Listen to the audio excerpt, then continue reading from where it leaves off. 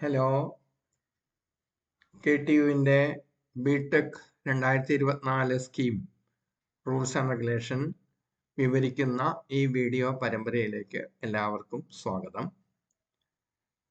ഈ ഒരു എപ്പിസോഡിൽ നമ്മൾ ചർച്ച ചെയ്യുന്നത് ബിടെക് നേടാനുള്ള ആ മിനിമം കണ്ടീഷൻസ് എന്തൊക്കെയാണെന്നാണ്. നമ്മൾ നേരത്തെ കണ്ടു കഴിഞ്ഞു, ഓരോ കോഴ്സും രജിസ്റ്റർ ചെയ്യാൻ ആ കോഴ്സ് ക്ലാസ്സിലിരുന്ന് ചെയ്ത് പഠിച്ച് 75% അറ്റൻഡൻസ് നേടിയിരിക്കണം മിനിമം. അതില്ലാത്തവർക്ക് ആ കോഴ്സ് യൂണിവേഴ്സിറ്റി പരീക്ഷയ്ക്ക് രജിസ്റ്റർ ചെയ്യാൻ പറ്റില്ല, അത് കംപ്ലീറ്റ് ആവില്ല, അത് റിപ്പീറ്റേഷൻ പോകും. അപ്പോൾ റിപ്പീറ്റ് ചെയ്ത് വീണ്ടും ആവർത്തിച്ച് ക്ലാസ്സിലിരുന്ന് പഠിച്ച് അത് അറ്റൻഡൻസ് തികച്ചിട്ട് പരീക്ഷ എഴുതി വരേണ്ടി വരും. അപ്പോൾ അത് ഓരോ വിഷയത്തിനുമുള്ള കാര്യങ്ങൾ അതിലേക്ക് അടുത്ത സ്ലൈഡിലേക്ക് വരാം. അതിന് തൊട്ട് മുമ്പ് ഒരു സാമ്പിൾ ഗ്രേഡ് കാർഡ് ഇവിടെ കാണിച്ചിരിക്കുകയാണ്. അതിൻ്റെ രൂപം എല്ലാവർക്കും കാണാവുന്നതാണ്. യൂണിവേഴ്സിറ്റിയുടെ ലോഗോ എംബ്ലം ഇവിടെ ഉണ്ട്, പേരുണ്ട്. സെമസ്റ്റർ ഗ്രേഡ് കാർഡ് എന്നാണ് ഇതിനെ പറയുന്നത്, മാർക്ക് ലിസ്റ്റ് എന്നല്ല. നെയിം ഓഫ് ദ കാൻഡിഡേറ്റ് ഇവിടെ മാസ്ക് ചെയ്ത് വെച്ചിരിക്കുകയാണ്. നേരത്തെയുള്ള ഒരു യഥാർത്ഥ കാർഡിൻ്റെ ഒരു ഫോട്ടോയാണിത്. കുട്ടിയുടെ രജിസ്റ്റർ നമ്പർ ഉണ്ട്. രജിസ്റ്റർ നമ്പറിൽ ഇൻസ്റ്റിറ്റ്യൂഷൻ കോഡാണിത്, KNR, കണ്ണൂർ ഗവൺമെന്റ് എഞ്ചിനീയറിംഗ് കോളേജിന്റെ കോഡാണ്. 3 അക്ഷരമുള്ള കോളേജിന്റെ കോഡ് യൂണിവേഴ്സിറ്റിയുടെ വെബ്സൈറ്റിലും നിങ്ങളുടെ പഠിക്കുന്ന കോളേജിലും കാണാൻ സാധിക്കും. ഇത് അഡ്മിഷൻ ഇയർ ആണ്. ഇവിടെ ഇപ്പോൾ 2016 അഡ്മിഷൻ ഉള്ള കുട്ടിയുടെ ഒരു ഡീറ്റെയിൽസ് ആണിത്. അപ്പോൾ നമ്മുടേത് 24 ആയിരിക്കും ഇവിടെ വരുന്ന സംഖ്യ. ഇത് ബ്രാഞ്ച് EC, അതെപ്പോഴും 2 ആൽഫബറ്റ്സ് ആയിരിക്കും. ഓരോ ബ്രാഞ്ചുകളുടെയും ചുരുക്കെഴുത്ത് യൂണിവേഴ്സിറ്റി തന്നെ റൂൾസ് ആൻഡ് റെഗുലേഷനിൽ പബ്ലിഷ് ചെയ്തിട്ടുണ്ട്, അത് വരും. പിന്നെ ഒരു 3 ഡിജിറ്റ് നമ്പർ, അതാണ് രജിസ്റ്റർ നമ്പർ ആയിട്ട് വരുന്നത്. അത് ഫസ്റ്റ് സെമസ്റ്റർ തന്നെ എക്സാം രജിസ്ട്രേഷൻ നടത്തുമ്പോൾ ഓരോ വിദ്യാർത്ഥിക്കും ഈ നമ്പർ കിട്ടുന്നതായിരിക്കും. പിന്നെ പഠിക്കുന്ന കോളേജിന്റെ പേര്, ചിലപ്പോൾ യൂണിവേഴ്സിറ്റി അത് അമെൻഡ്മെന്റ് ഒക്കെ വരുത്തി ഇതിൽ ചെറിയ മാറ്റങ്ങളൊക്കെ വരുത്താൻ സാധ്യതയുണ്ട്. ബ്രാഞ്ച്, ഏത് ഡിസിപ്ലിൻ ആണ് പഠിക്കുന്നത് അതിന്റെ പേര്, ഏത് സെമസ്റ്റർ ആണ്, ഇപ്പോൾ 7th സെമസ്റ്റർ ആണ്. പ്രോഗ്രാം ബിടെക് ആണ്. ബിടെക്, MTech, MCA തുടങ്ങിയ പ്രോഗ്രാംസ് ആണ് പ്രധാനമായിട്ടും KTU ഓഫർ ചെയ്യുന്നത്. അപ്പോൾ ഇത് ബിടെക് പ്രോഗ്രാമാണ്, അത് ഇവിടെ സൂചിപ്പിച്ചിരിക്കുന്നു. അതുപോലെ കോഴ്സ് നെയിം, പഠിക്കുന്ന വിഷയങ്ങളുടെ പേരുകളാണിത്. കോഴ്സ് കോഡ്, ഓരോ വിഷയത്തിനും നമ്മൾ കരിക്കുലത്തിൽ നമ്മൾ കോഡുകൾ കണ്ടിരുന്നു. അന്നത്തേതിൽ ഇങ്ങനെ ചുരുക്കിയ കോഴ്സാണ്. ഇത്തവണ അത് കുറച്ചുകൂടി ആൽഫബറ്റ്സ് അധികമുള്ള കോഴ്സായിട്ടാണുള്ളത്. പിന്നെ പരീക്ഷ എല്ലാം എഴുതി മാർക്കെല്ലാം കിട്ടിക്കഴിഞ്ഞിട്ട് ക്ലാസിഫൈ ചെയ്ത് വന്നിരിക്കുന്ന ഗ്രേഡാണിത്, B+ ഗ്രേഡ്. അതിനുള്ള ക്രെഡിറ്റ്, അതായത് ഓരോ വിഷയം പാസ്സായിട്ടുണ്ടെങ്കിൽ ആ കരിക്കുലത്തിൽ പറഞ്ഞിരിക്കുന്ന ക്രെഡിറ്റുകൾ ഇവിടെ കിട്ടും. തോറ്റിട്ടുണ്ടെങ്കിൽ അത് 0 ആയിരിക്കും.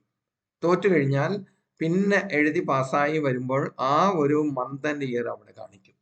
അപ്പോൾ സപ്ലിമെന്ററി ആയിട്ട് ബാക്ക്ലോഗ് വന്ന് പിന്നെ പാസ്സാക്കി എടുക്കുന്ന ആൾക്ക് ഇവിടെ നോക്കിക്കഴിഞ്ഞാൽ അത് അറിയാൻ സാധിക്കും, ആ കുട്ടി ഫസ്റ്റ് അറ്റംപ്റ്റിലാണോ പാസ്സായത് അല്ലയോ. ഇവിടെ എടുത്തു പറയില്ല ഏത് അറ്റംപ്റ്റിലാണെന്ന്, പക്ഷേ അത് ഇവിടെ വ്യക്തത ഉണ്ടാകും. അപ്പോൾ ഓരോ വിഷയത്തിലും നേടിയ ഗ്രേഡും അതിൻ്റെ ക്രെഡിറ്റുകളും ഇവിടെ വന്നിട്ടുണ്ട്. ടോട്ടൽ ക്രെഡിറ്റ്സ് ഏൺഡ്, ഈ പർട്ടിക്കുലർ സെമസ്റ്ററിൽ എത്ര ക്രെഡിറ്റ് കിട്ടിയെന്ന്. അപ്പോൾ അത് ഫുൾ ആയിട്ട് 22 ക്രെഡിറ്റ് ആണ് അന്നത്തെ സ്കീമിൽ ഉണ്ടായിരുന്നത്, അത് ഇവിടെ കിട്ടി.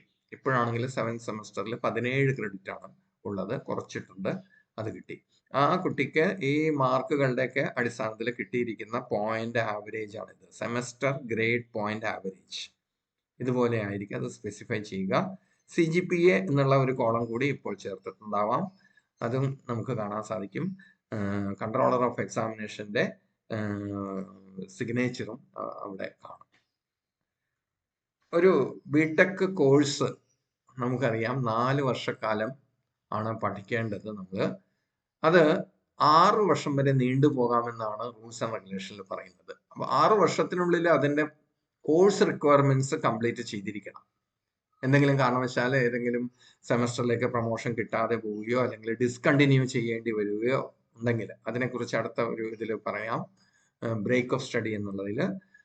അങ്ങനെയാണെങ്കിലും 6 വർഷത്തിനുള്ളിൽ അഡ്മിഷൻ കിട്ടി 6 വർഷത്തിനുള്ളിൽ അത് കംപ്ലീറ്റ് ചെയ്തിരിക്കണം.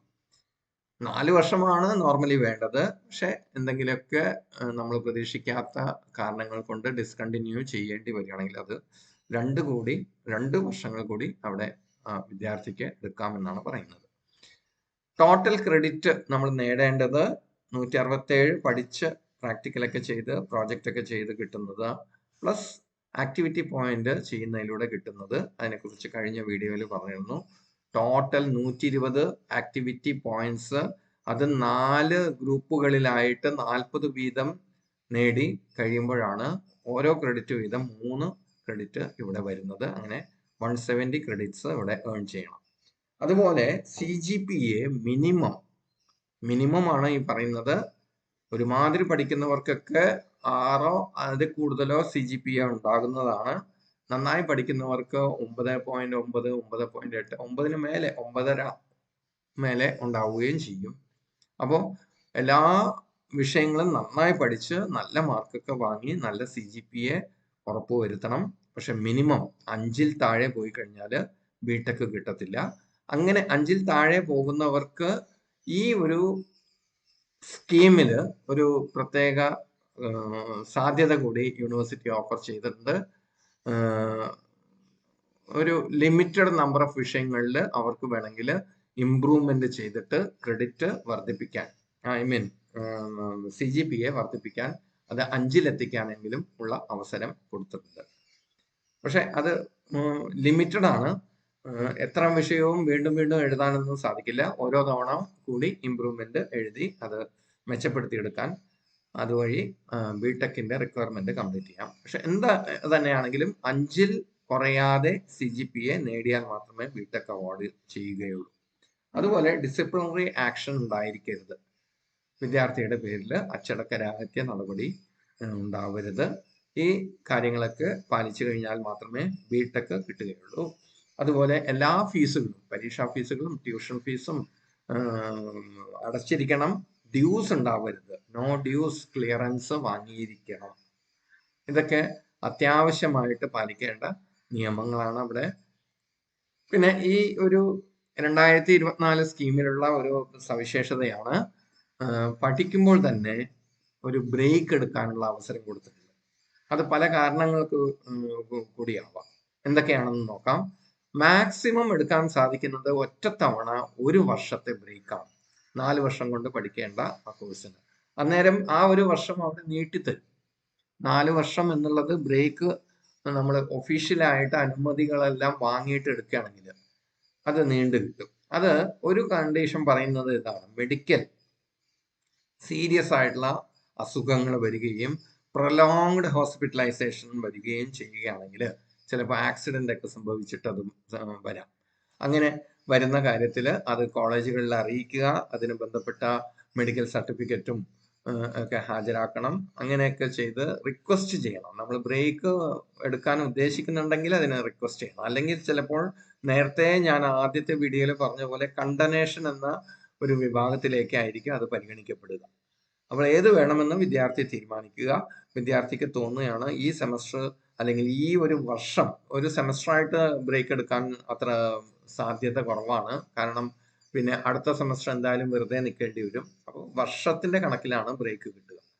അപ്പോൾ ഓടും ഈവണും സെമസ്റ്റർ അടുത്തടുത്ത് വരുന്നുണ്ട്. അത് ഗ്രൂപ്പ് ചെയ്തിട്ട് വേണം അതെടുക്കാൻ. അങ്ങനെ ആവുമ്പോൾ അത് തീരുമാനിച്ച് അതിന്റെ ആപ്ലിക്കേഷൻ മൂവ് ചെയ്ത് കഴിഞ്ഞാൽ പ്രിൻസിപ്പള് അത് നിയമങ്ങളൊക്കെ വിധേയമായിട്ട് അത് ചെയ്യും.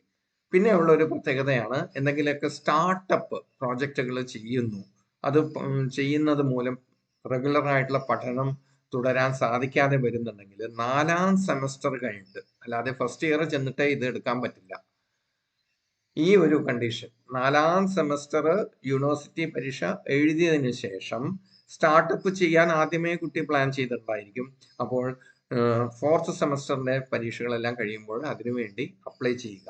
അപ്ലൈ ചെയ്തിട്ട് അവിടെ 1 വർഷത്തെ ബ്രേക്ക് എടുത്തിട്ട് അത് പൂർത്തിയാക്കി. അപ്പോൾ അതിന്റെ എല്ലാ ഡീറ്റെയിൽസും പ്രിൻസിപ്പളിനെ ധരിപ്പിക്കേണ്ടി വരും. കോളേജുകളിൽ അതൊക്കെ പരിശോധിച്ച് നോക്കാനുള്ള വിദഗ്ധ കമ്മിറ്റികളൊക്കെ ഉണ്ടാകും.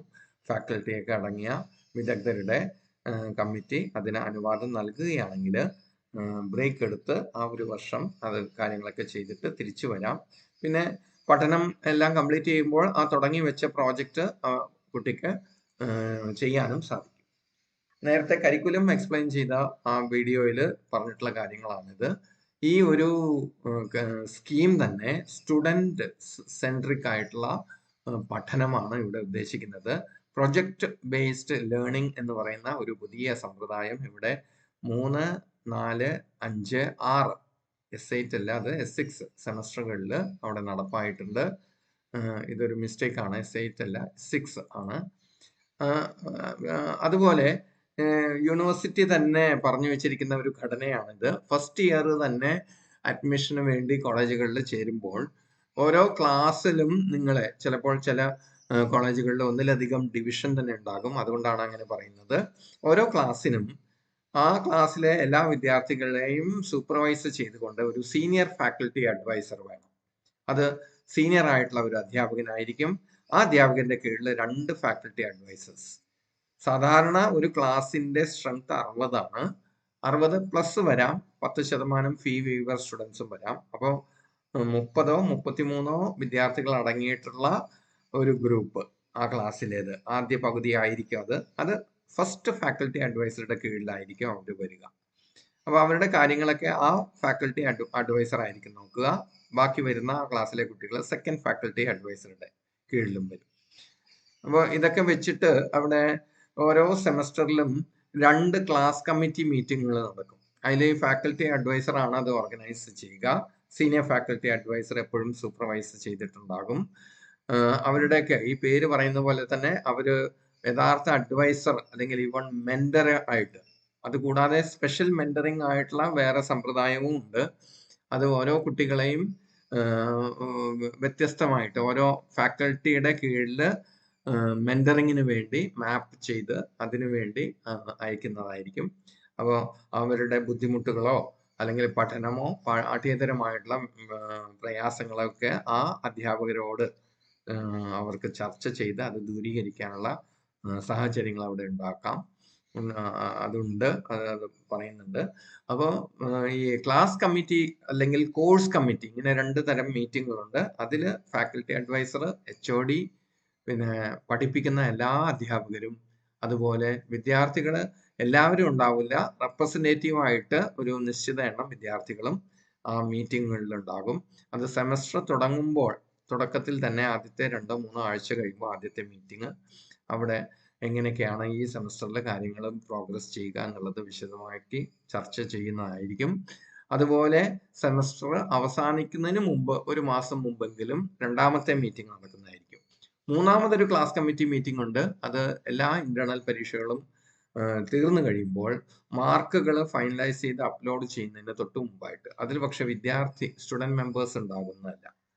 അത് ബാക്കിയുള്ള ഫാക്കൽറ്റി ഒക്കെ വെച്ചിട്ട് ചർച്ച ചെയ്തിട്ട് അത് ഫൈനലൈസ് ചെയ്തിട്ടായിരിക്കും ഓരോ ഫാക്കൽറ്റി അഡ്വൈസർ അവരുടെ ID വെച്ചിട്ട് അത് അപ്ലോഡ് ചെയ്യുന്നത്.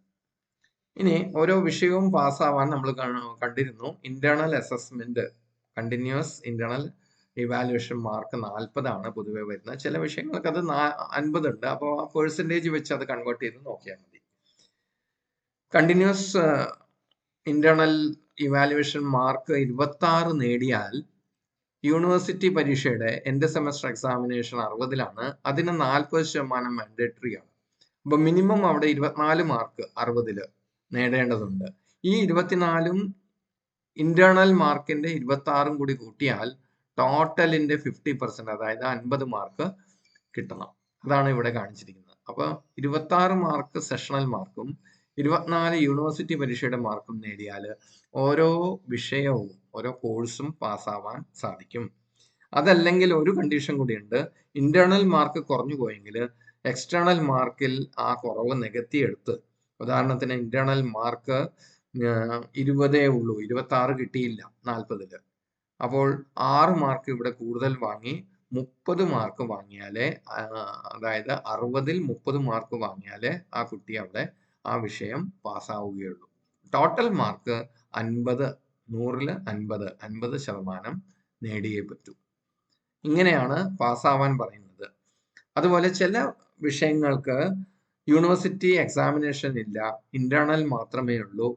പ്രാക്ടിക്കൽസ് ചിലതിന്, അതുപോലെ പ്രോജക്റ്റുകൾക്കൊക്കെ അതിനൊക്കെ 50% അഗ്രഗേറ്റ് പറഞ്ഞിട്ടുള്ള മാർക്ക്. ചിലതിന് 100 ആയിരിക്കാം, ചിലതിന് 50 ആയിരിക്കാം. അപ്പൊ അതിന്റെ 50% മാർക്ക് കിട്ടിയാലേ ആ കോഴ്സ് പാസ്സാവുകയുള്ളൂ. അപ്പോൾ ഇങ്ങനെ ബിടെക്കിന്റെ പാസ്സാവാനുള്ള ചില കണ്ടീഷൻസ് ഞാൻ ഇവിടെ അവതരിപ്പിക്കുകയുണ്ടായി. എന്തെങ്കിലുമൊക്കെ ക്ലാരിഫിക്കേഷൻ ഉണ്ടെങ്കിൽ നമുക്ക് ഡിസ്കസ് ചെയ്യാം. ഇത് ശ്രദ്ധാപൂർവം കണ്ട എല്ലാവർക്കും ഞാൻ നന്ദി പറയുന്നു. അടുത്ത ഒരു വീഡിയോയിൽ നമുക്ക് മൈനർ ഡിഗ്രി പ്രോഗ്രാംസ് എന്തൊക്കെയാണെന്ന് നമുക്ക് ചർച്ച ചെയ്യാം.